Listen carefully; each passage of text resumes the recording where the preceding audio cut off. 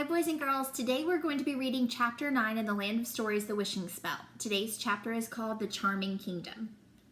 Alex and Connor woke up on the floor of Rapunzel's tower just after sunrise.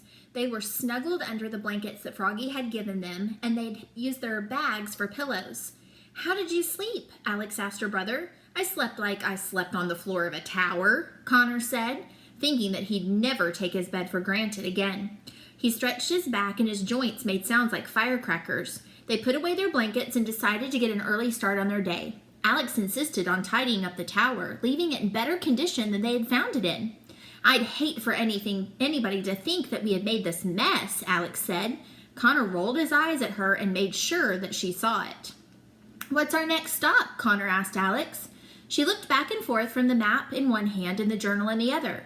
"Well, the Charming Kingdom is just east of here," Alex said. "I figured it would be wisest to go there and see if we can get a hold of Cinderella's slipper." "And how exactly are we going to do that?" Connor asked. Alex had to think about it. "Well, we could just ask maybe if we could borrow it," she decided. "Fat chance," Connor said. "That's like walking into the White House and asking for the Declaration of Independence." Although Connor was wrong about the whereabouts of the Declaration of Independence, Alex knew he was right to be concerned. How were they going to get their hands on one of Cinderella's slippers? Surely they must be the most prized possession in all of the kingdom. "We'll just have to try our best," Alex said. "What other option do we have?" The twins traveled down the spiral staircase to the core of Rapunzel's tower and returned to the path. They eventually came to a fork where a new path splintered off into an eastern direction. The sign above the fork said Charming Kingdom and pointed in the direction the new path was headed. "Connor, look at the sign," said Alex, pressing her hands against her cheeks. "Now I really wish I had a camera." They traveled down the new path for quite a while without discovering anything new but the same dirt path and evergreen trees that they'd been seeing the last 2 days. Connor became more anxious the farther he walked, letting out large, extended sighs every minute or so. "Are you sure we aren't lost? I swear I've seen that boulder and that tree about 20 times already," he said, pointing at it. "I'm positive we're traveling in the right direction. I've been watching the map since we left," Alex said. "We should be approaching a stream very soon, and once we cross it, we'll be in the Charming Kingdom." Connor sighed again. It would be the last time for a while, so he made sure it lasted extra long.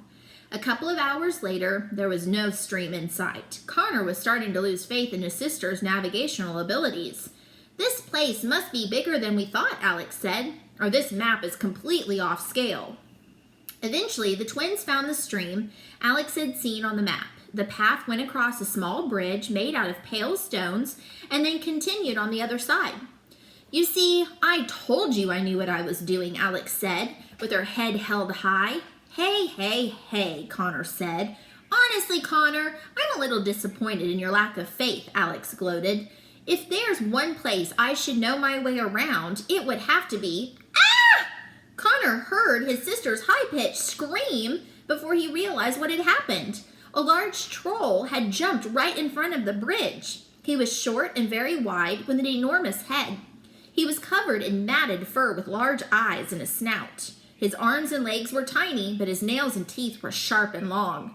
"You are on my bridge," the troll shouted. "How dare you?" "We're sorry," said Alex, clutching onto her brother like a monkey on a tree. "We had no idea this bridge belonged to anyone."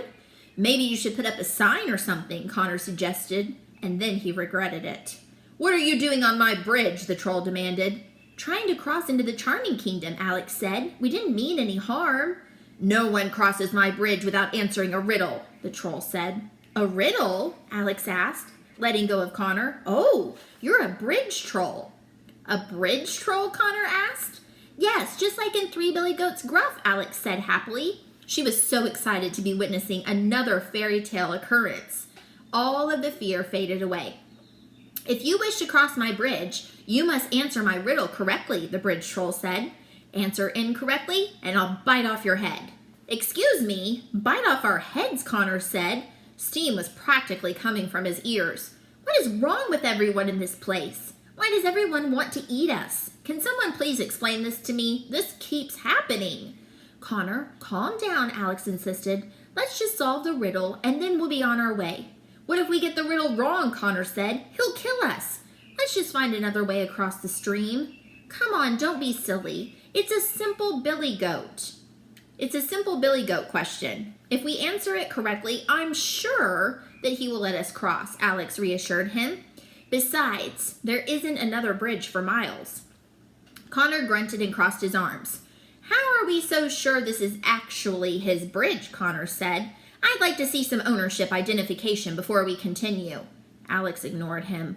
What's your riddle, Mr. Bridge Troll, she asked. May I call you Mr. Bridge Troll? The Bridge Troll eyed the twins and swayed from side to side as he began the riddle. What can be as small as a pea or as large as the sky and is not owned by the person who purchases it? He asked. The wheels in Alex's head began running and turning immediately. She loved riddles. That's a tricky one, Alex said, and pressed her index finger against her lips in thought. Do you have any guesses, Connor? Nope, you're on your own, Connor said. You have one guess before I bite off your head, so guess wisely, the Bridge Troll said, doing a small little dance and clapping his hands. That's it. I'm out of here, Connor said. He walked off the bridge and slowly made his way down the stream. Connor, what are you doing? Alex called out. I'm crossing the stream, Connor yelled back. No bridge is worth that much trouble. He slowly stepped into the stream and began traveling across it. The water was freezing, but his frustration kept him warm enough that it didn't matter. The water rose higher and higher as he traveled further across. It's not that deep, Connor said. The current isn't even that strong. He reached the middle of the stream, and at its deepest point, the water came to just above his waist. You're cheating, Alex said, and then she asked the bridge troll, is that even allowed? Can he do that? He's not the one who asked for the riddle. You are, the bridge troll said. Connor had crossed the stream by now and was soaking wet. Alex continued thinking about the riddle. So, it can be as small as a pea and as large as the sky. So basically you're telling me that it can be any size. And the person who buys it doesn't own it, so that means someone else owns it. She thought out loud. Hurry up, Alex, Connor shouted. Oh, hush, Alex said. I'm going to say that it must be a gift. A gift can be any size, and the receiver is who owns it, not the person who purchases it. The bridge troll stopped swaying from side to side and slumped over. That is correct, the bridge troll said disappointingly. You may pass. Alex clapped her hands together and did a small little jump. She extended her hand out to offer the troll a handshake, but he ignored it. Instead, he crawled back below to wherever he had jumped out from. See, Alex said, once she'd met up with her brother on the other side of the bridge, I knew I'd answer it correctly. Connor shook his head. And I'm sure I'll have to hear about it for the rest of our lives, he said. But let's try to make it to Cinderella's palace before sundown, okay? The twins continued their journey into the Charming Kingdom. They were excited to see different scenery as they traveled. The evergreen trees that they had seen so much became scarce and were slowly replaced with large oak trees. There were also vast fields of tall grass and wildflowers everywhere they looked. It's so beautiful here, Alex said. They had been walking for hours and still saw no sign of anything. Connor was practically dry by now. Where is everything? Connor asked. The Charming Kingdom is a very big place, Alex said. It's going to take a while to get us to the palace. It began to get dark and the twins became very worried. There was no shelter in sight. Soon the moon was the only source of light. They walked a short distance off the path and found a grassy area among a few trees that they assumed would be safe, and they decided to spend the night there. Connor tried making a fire by rubbing 2 sticks together, but he was unsuccessful. Now I really wish I had signed up for the Boy Scouts, he said. It was their first night sleeping outside. Both kept waking up every hour or so to make sure that they were still safe, because every sound terrified them. What was that? Alex gasped in the middle of the night. That's an owl, Connor said, or a very inquisitive dove, but either way, I think we're safe. The next morning, the sunrise woke them. They wrestled around and then got to their feet, returning to the path. We're running out of food, Alex said, after eating one of the last apples. We'll have to stock up as soon as we find a market or something. I'm so tired of rolls and apples. I'm starving. And I'm starting to think that maybe we should have asked Froggy to pack up some flies, Connor said. Gosh, I would kill for a cheeseburger. Maybe that's why everyone here wants to eat each other, because they never discovered fast food. They found a small pond on the side of the path and splashed some water on their faces. We look so tired, said Alex, looking at their reflection in the water. The twins heard galloping coming from behind them on the path. They turned to see a small cart of firewood being pulled by a gray horse. It was being steered by a man with a big floppy green hat. Let's ask him how much farther until the palace, Alex said, and ran over to the cart. Excuse me, sir. Whoa, the man said, slowing his horse to a stop. May I help you? How much farther until we reach Cinderella's palace? Alex asked. Are you traveling by foot? The man asked. Unfortunately, Connor said. Then it'll take you days to get there, the man said. Alex and Connor looked at each other, completely exasperated. I'm delivering this firewood near the palace tonight, the man said. I can give you a ride if you'd like. Before he could finish his sentence, Connor had climbed aboard the cart. Thank you so much, Alex said. That's so kind of you. The twins traveled with the man for the rest of the day. Connor made himself comfortable on top of the firewood and napped almost the entire trip, waking up every so often whenever they hit a bump in the road. Alex, on the other hand, took full advantage of having an actual human to talk to from the fairy tale world. What's your name? Alex asked the man. Smithers, the man said. Where are you from? She asked. I grew up in a small village in the northeastern part of the Charming Kingdom, Smithers said. What's it like there? Alex said.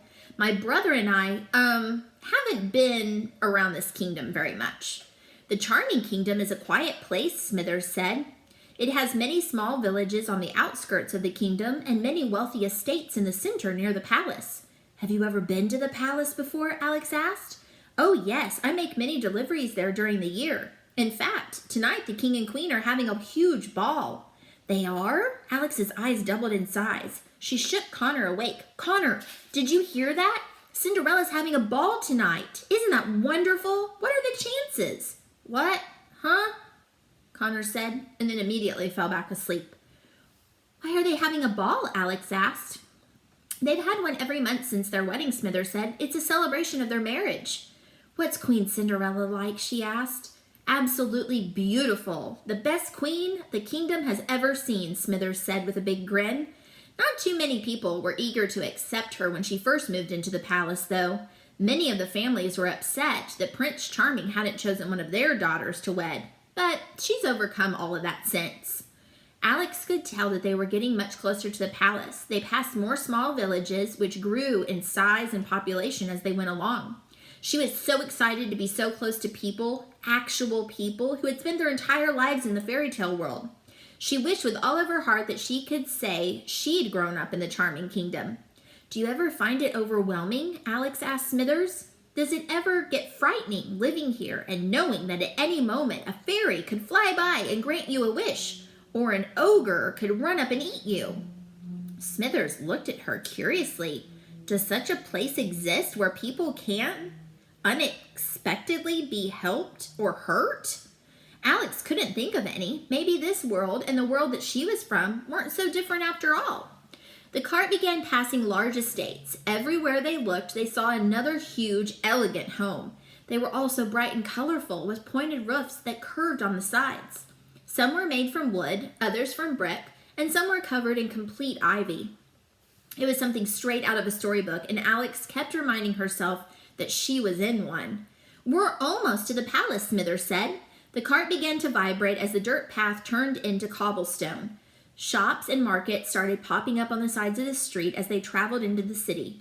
They shared the road with other carts and carriages. Villagers and townspeople alike walked along with them as they went by doing their day-to-day routine of shopping and trading. Are we there yet? Said Connor, stirring back to life. The cart rounded a corner and onto a long, wide street. At the end of the street was an enormous palace. I'll take that as a yes, Connor said. The palace took Alex's breath away. It was perfectly symmetrical and smooth, as if it were made out of sky-gray porcelain.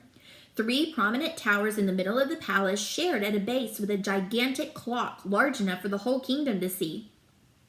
The palace almost seemed fake. It was so majestic and was grander than they had ever imagined. This is where I'll drop you off, said Smithers, pulling his cart and horse over to the side of the street. Best of luck to you both, youngsters. Enjoy the town. "Thank you so much," the twins said together. They tried to offer him a few coins as a thank you, but Smithers insisted that they save their money, and he was on his way. The twins walked around the town for a while. Everyone seemed to be buzzing with anticipation for the ball later that night. They found a small market where they were able to purchase some fresh fruit, vegetables, and breads. Alex kept trying to make small talk with every person she encountered, and most of the townspeople ignored her. Connor kept rolling his eyes at his sister. Everything she saw excited her. "I don't know how I'm going to survive traveling with you if you keep up this constant state of excitement," Connor said. "It's exhausting, and it's really getting on my nerves." "I'm sorry," Alex said. "We've been around so many trees the last couple of days. I'm just so excited that we get to see people. And, ooh, look at that doorknob on that building. It's in the shape of a slipper. Isn't that cute?" After a busy afternoon of sightseeing, they found a quiet hill that overlooked the town, and they sat under the shade of a tree. The sun was starting to descend, and the twins grew anxious at the thought of another day ending. "What's our plan?" Connor asked. "Let's see what the journal suggests," Alex said, and pulled it out of her school bag. She flipped through the pages until she came across the section about the glass slipper.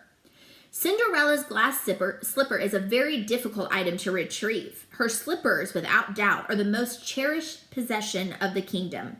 First, you must find a way into the palace. This is rather difficult, as there is only one entrance. One of Cinderella's first acts as queen was to get rid of all the servant entrances, so that when people come to the palace, they're all equals. Once inside, find a way into Cinderella's royal display room. This will also be difficult since no one is allowed in the queen's chambers without an invitation from her. The slippers are on display in a glass box on top of a pillar in the center of the room. The slippers are not hard to remove from inside the glass box, but the room is under constant surveillance. It's being watched by 2 guards at the entrance. Find a way to be alone in the royal display room and remove a slipper quietly and quickly.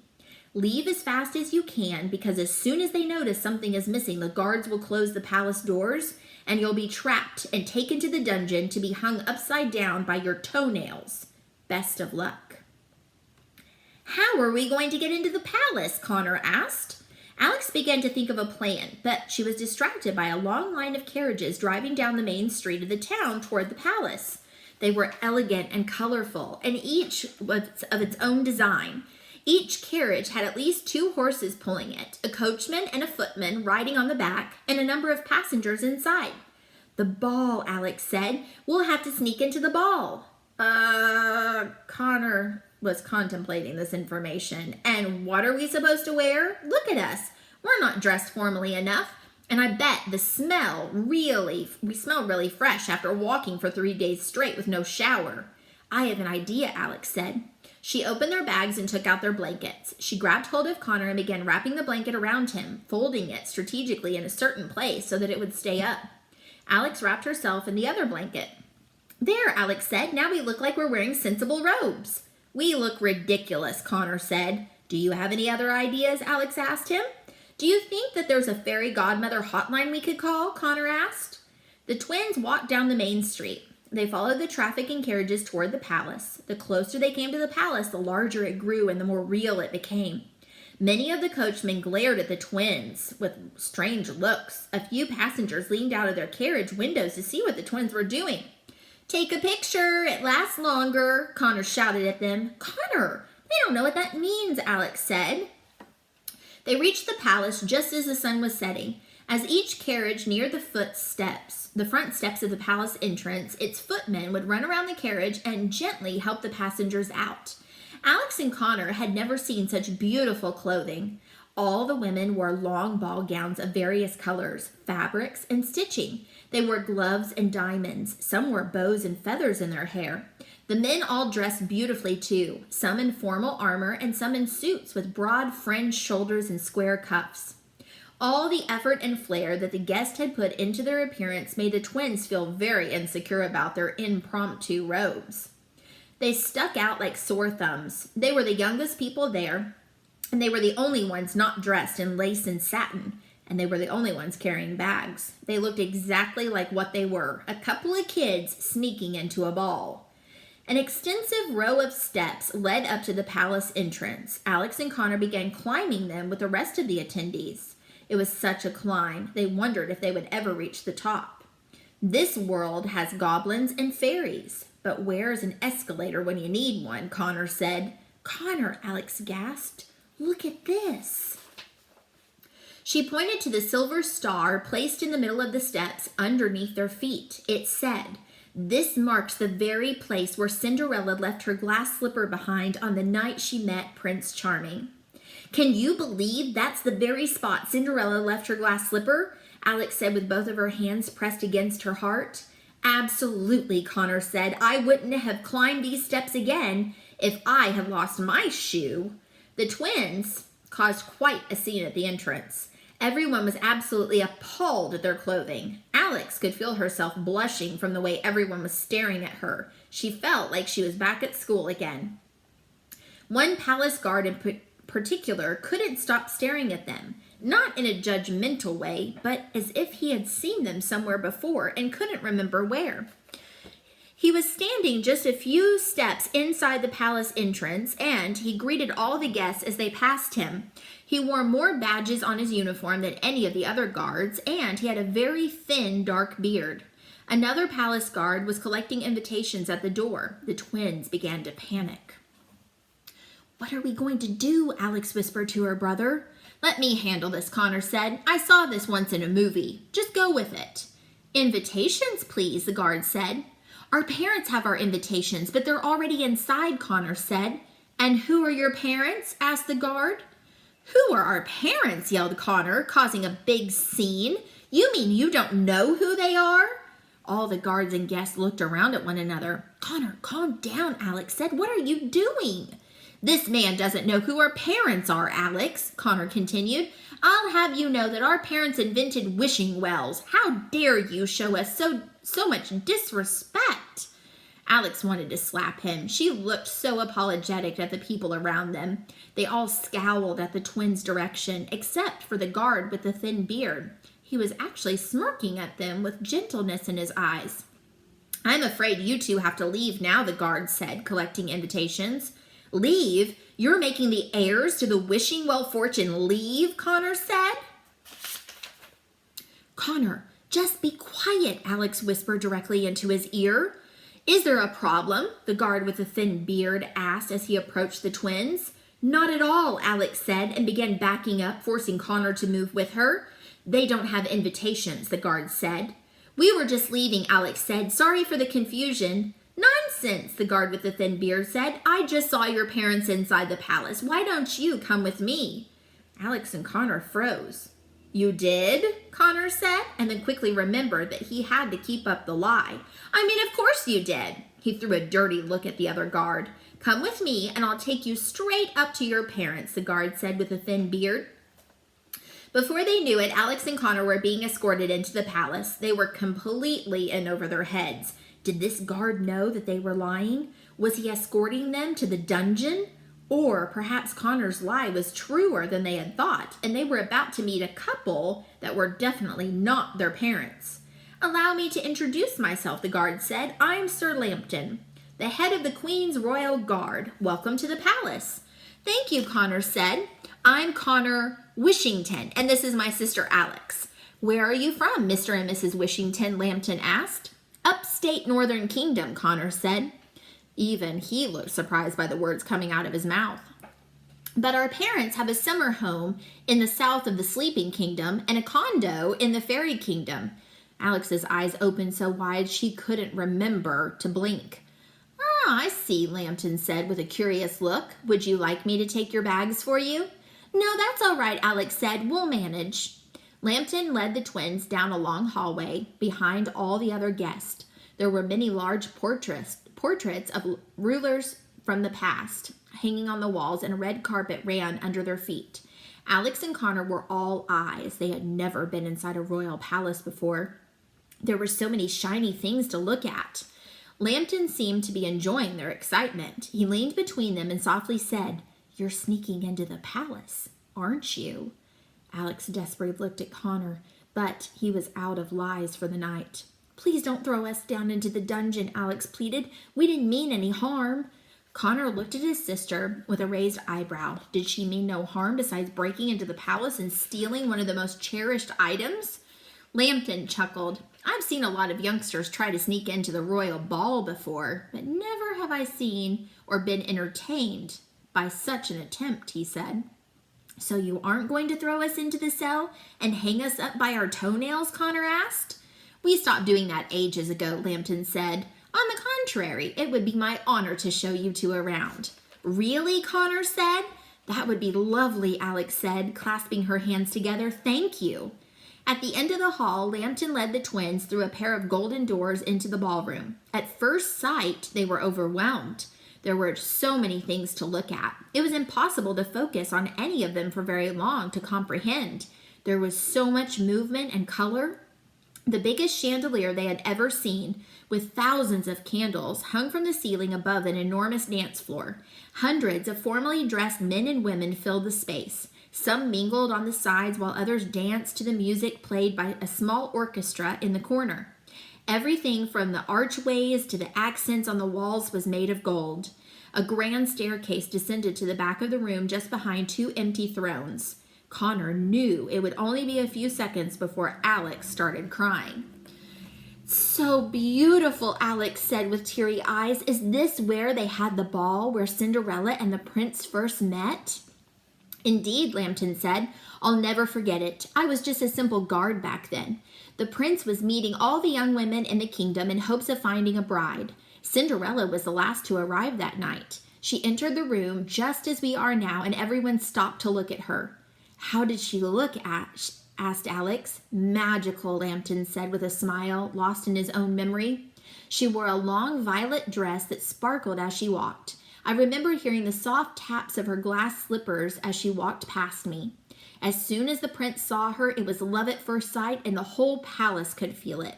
Suddenly a man blew a trumpet at the front of the grand staircase. Ladies and gentlemen, the man with the trumpet announced. It is with great honor that I welcome you to the royal ball this evening. Now please give a warm welcome to their majesties, King Charming and Queen Cinderella. The guests cheered and burst into applause. The royal couple entered the ballroom, slowly making their way down the grand staircase. Alex grabbed Connor's arm. Connor, Alex gasped. It's Cinderella. It's Cinderella. Although the twins had only seen illustrations of her, Cinderella was more beautiful than they could have ever expected. Her hair was auburn and styled up behind a crystal tiara. She wore white gloves and a long turquoise gown flowing down around her, accenting her pregnant tummy. Despite all of the gold and the glorious chandeliers, her eyes and smile were the brightest things in the room. King Charming was the definition of dashing. He was every bit as handsome as the description that they had written about him. He had a mesmerizing smile and thick wavy hair under a large golden crown. He could easily have been a movie star back in the twins' world. The king and queen took their seats on the thrones, and the guard with the trumpet blew the opening notes of another announcement. Let the ball begin, the guard with the trumpet proclaimed, and was greeted with another round of exciting applause. The majority of the guests rushed to the dance floor, and the orchestra began playing a fast-paced symphony. All the guests paired up and began waltzing around the room, each looking lovely into their partner's eyes. The king and queen remained seated. You could tell Cinderella wanted to join the dance, but her pregnancy was preventing her from doing so. King Charming only had eyes for his wife, and he was enjoying watching her as the other people danced. At one point, each of the dancing men collected a shoe from their partner and circled around them, placing it back on the foot. It was called a Cinderellian tribute, no doubt. Time flew by as the twins watched the ball. The unborn child Cinderella was carrying must have been kicking from the excitement, because Cinderella appeared to have some discomfort and had been rubbing her tummy and shifting in her seat. She eventually whispered something to King Charming. King Charming took his wife's hand and carefully helped her back up the grand staircase. The guard blew his trumpet again, and the queen, saying that the queen was tired and wished to rest, but she and the king welcome you to continue the celebration without their presence. The crowd happily obliged and continued their fun. Would you like to tour the palace? Lambton asked the twins. More than anything, Alex said. Lambton escorted the twins out of the ballroom and down a hall similar to the one that they had first entered the palace through. It, too, was home to several portraits of past rulers and a long red carpet.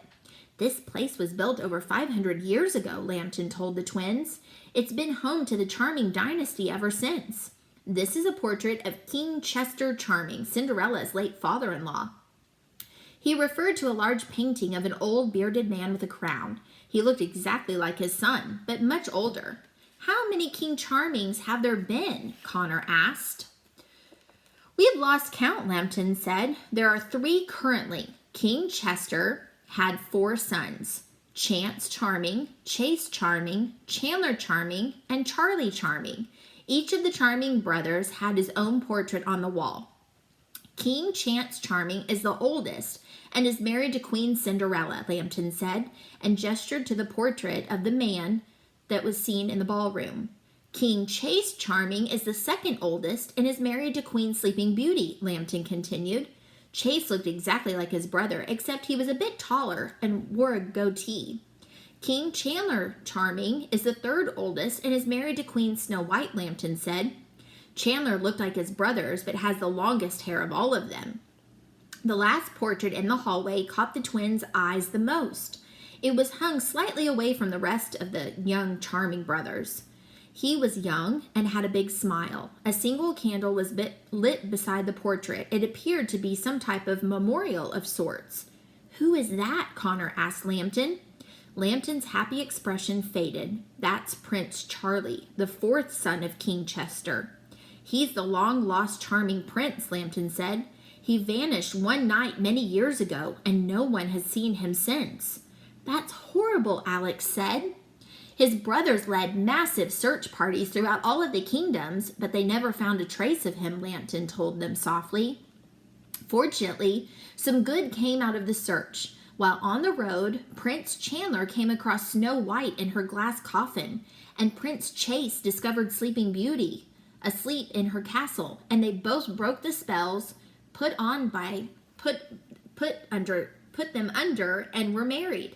That's incredible, Alex said. So if Prince Charlie never went missing, Sleeping Beauty and Snow White would still be unconscious? That may be, Lambton said. And since his brothers took all the eligible princesses, Prince Chance had to put on a ball to find Cinderella. Everything happens for a reason, I suppose. Alex and Connor couldn't stop staring at the portrait of Prince Charlie. There was such sad energy in that part of the hallway, and the twins were especially sensitive to it. The long-lost prince couldn't have been much older than they were whenever he went missing. Lambton clearly appreciated the twins' interest. Now, follow me. I have something very special to show you. Lambton led the twins down another hallway that led deeper into the palace. This part of the palace was completely vacant, and it made the twins more and more nervous as they walked. They had no idea where Lambton was taking them, and they were too timid to ask. They rounded a corner, and at the end of another long hallway was a pair of black double doors. There were 2 guards on either side of the doors and a large stone archway above them with a sign that said Queen Cinderella's Royal Room of Display. Alex and Connor looked at each other with light in their eyes. They had made it. "Hello, Sir Lambton," one of the guards said. "Good evening," Lambton said. He pushed open the doors, and the twins followed him inside. They set their bags down and looked around the room. The display room was a wide chamber with white pillars and sky blue tiled floor. The ceiling was domed and covered in golden stars. The room was illuminated by moonlight coming from a large window in the back that reflected throughout a series of hanging mirrors. Several special objects were on display and placed on the top of short pillars that were surrounded by thick glass cases. Brooms, buckets, and old raggedy dresses were all put up for show. A family of mice living in a glass case in a miniature replica of the palace. In the very center of the room were Cinderella's glass slippers. They were beautiful and petite, made from pure crystal glass and decorated with diamonds. The twins could feel their hearts sink into the pits of their stomachs as soon as they saw them. They were so close. "Those are beautiful," Alex said. The slippers had put her into a trance. I'm quite partial to them, said a soft voice coming from behind Alex and Connor and Sir Lambton. Sitting on the windowsill in the back of the room was Cinderella herself. They had been so astonished by the display room that they hadn't even noticed her. Your Majesty, Lambton said, please forgive me. I didn't see you there. I was just giving some guests a tour of the palace. Quite all right, Sir Lambton, Cinderella said, and walked across the chamber to greet them. I like to come in here occasionally after long days to clear my head. Who might these two be? Alex and Connor couldn't speak. They were completely starstruck. This is Alex and Connor, Lambton said. Pleasure to meet you, Cinderella said, and held out her hand. We're big fans, Connor said, and shook her hand a little too hard. Alex couldn't move. You're like my hero, Alex said to her, and that's all she could manage to say. Well, thank you, sweetheart, Cinderella said. Welcome to my little room of memories. It's remarkable, Alex squeaked. Would you like me to show you around, Cinderella asked. Alex still couldn't move her limbs, but she was able to nod. Cinderella began a small tour and took them around the room to each of the items on display. These are the brooms and buckets I use to clean my stepmother's house every day, Cinderella said. They were my first dancing partners. I remember whenever I was home alone, I used to dance with them around the house and pretend that I was at a big royal dance, although I must say they weren't the best at making conversation. Cinderella and Lambton laughed. Alex and Connor were still too shocked. They were standing next to Cinderella, and she had a sense of humor. Over here are my raggedy old clothes that my fairy godmother turned into a beautiful ball gown, Cinderella continued. They're not much to look at now, but whenever my fairy godmother visits, they turn back into the beautiful ball gown that she created for me. That's really cool, Connor said. These are my mice, Cinderella said, and showed the twins the miniature palace full of mice. She opened a latch and took a mouse out of the case. She gently pet it and then peacefully rested it on her hand. Are they the mice that were transformed into horses and coachmen for your carriage? Alex asked, finally finding her voice. The original mice passed away, but these are their children and their children's children, Cinderella said. I look after them as a thank you. They have a horrible reputation, but mice are actually very gentle creatures. You just have to give them a chance. Cinderella put the mouse back with the others and walked to the center of the room. And these, I believe, need no explanation, she said, and brought the twins to the glass slippers. She removed the glass case entirely and took one of the slippers out and put it in her hand. Those couldn't have been very comfortable, Connor said. They were surprisingly easy to move around in, Cinderella said. Did your feet ever get sweaty, Connor asked. That couldn't have looked really good. Alex elbowed him in the ribs. Cinderella snickered. Would you like to hold one? Cinderella asked them. Alex nodded harder than she had ever nodded before. Cinderella gently lifted one from the pillar and handed it to her. A magical feeling went through Alex. She was holding a piece of the fairy tale history. Perhaps the most famous object of all of the fantasy times was in her hands. She couldn't help but get emotional. Connor, on the other hand, kept thinking of ways to steal the slipper. Alex looked up at her brother and knew what he was thinking by the intensity in his eyes. For a moment, they shared the same thought. Was it possible to take off with it? Connor was actually thinking if it was possible to outrun Lambton and the two guards that were outside the door. What was it like? Alex asked Cinderella. What was it like going from being a servant to being the queen? What was it like to be saved from a horrible situation? Your life is literally, well, a Cinderella story. A sadness came to Cinderella's face. I never thought my life would change so drastically. I always made the most out of what I had, Cinderella said. I always laugh at the term Cinderella story because, if you ask me, it doesn't matter what life you're living. Life never has a solution. No matter how hard the struggles are that you leave behind, new struggles always take their place.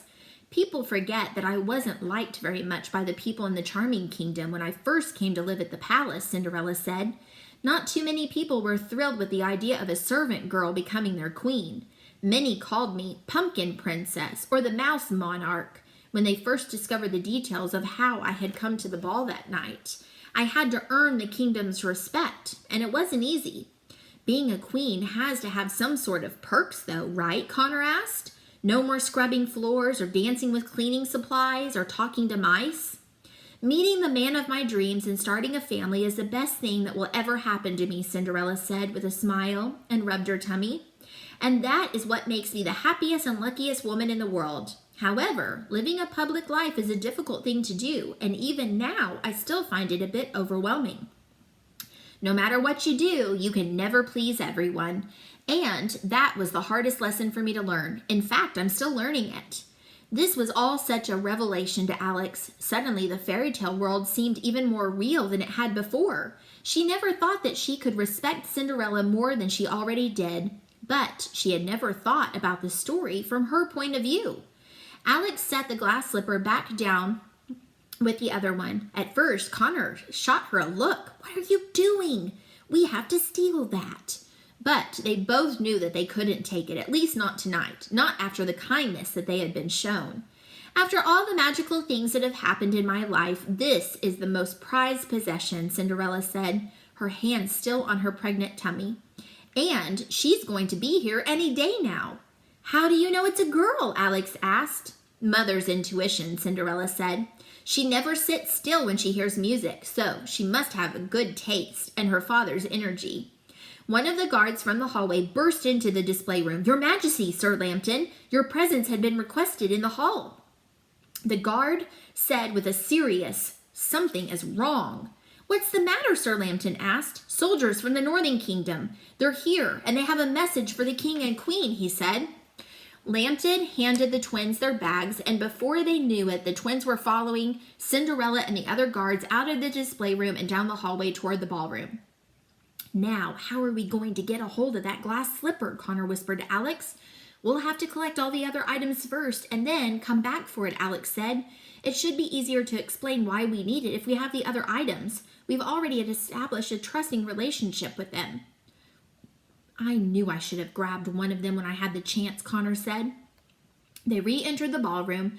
All the guests were still, and the orchestra had stopped playing. Cinderella reunited with her husband at the throne. Dozens of the same soldiers dressed in silver armor that Alex and Connor had seen on their first day in the Land of Stories were now spread throughout the ballroom. "Forgive our intrusion, Your Majesty. My name is Sir Grant. I am the head of Queen Snow White's royal guard. We have news regarding the evil queen," the leader of the soldiers said. "What is it?" King Charming said. Everyone in the room could tell it was not good news by his tone. You could have cut the tension and worry in the air with a knife. "Last night, a magic mirror that belonged to the evil queen was stolen from her former chambers," Sir Grant said. "The evil queen is still very much at large, and that she has her former mirrors, making her a much greater threat to all of us. We are asking, pleading, if anyone in the Charming Kingdom knows anything about where the evil queen is hiding, that they tell us at once." Snow White's soldiers filled out the ballroom. King Charming and Cinderella embraced each other and worried both for themselves and for what the news meant for their kingdom. "It was lovely to meet you, children, but I must go now," Lambton said. He patted their shoulders and then headed out after the soldiers. Many of the guests began leaving as well. Alex and Connor followed them out, down the entrance steps and away from the palace. "This whole evil queen situation is starting to concern me," Alex said. "I know, but it's not really our problem," Connor said. "We'll be long gone before anything else happens." "I suppose so," Alex said. "Now where are we off to?" Connor asked. "The Little Red Riding Hood Kingdom is north of here," Alex said. "I say that's the best direction to head." "I hope we have better luck getting a hold of Red Riding Hood's basket." "We'd better not chicken out this time," Connor said. "Gosh, we were so close." He clenched a tight fist. "We just couldn't have taken it. Not without permission," Alex said. "It just wouldn't have felt right." "I'm so tired of being a good person," Connor said. Despite having failed to collect a glass slipper and the abrupt end to their evening, the twins had a plenty fantastic night. It wasn't every day that they got to have such an intimate conversation with one of the most famous women in history. Luckily, the twins found a night driver transporting a cart full of pears to a village in the northern part of the Charming Kingdom. They convinced him to let them ride in the back of this carriage in exchange for a few gold coins. It could only be a few miles' walk to the Red Riding Hood Kingdom from there. Connor fell asleep as soon as they climbed aboard. Alex couldn't sleep, so she decided to read through the journal again. She reached inside the bag and was astonished to discover what was inside. "Connor?" Alex gasped. Connor jumped back to consciousness. "What is it?" he said. He looked over and saw something very shiny in his sister's hand. His eyes were still a little blurry from sleep, and he had to let them adjust before realizing what it was. "A glass slipper!" Connor exclaimed, and Alex gestured for him to keep quiet so the driver wouldn't hear. "How in the world did we get one? Did you steal it?" "I thought you did." Alex's mouth was wide open, and she could fit a dozen pairs inside of it if she tried. "No, it wasn't me, I swear." "Do you think Lambton or Cinderella put it in our bag?" Connor asked.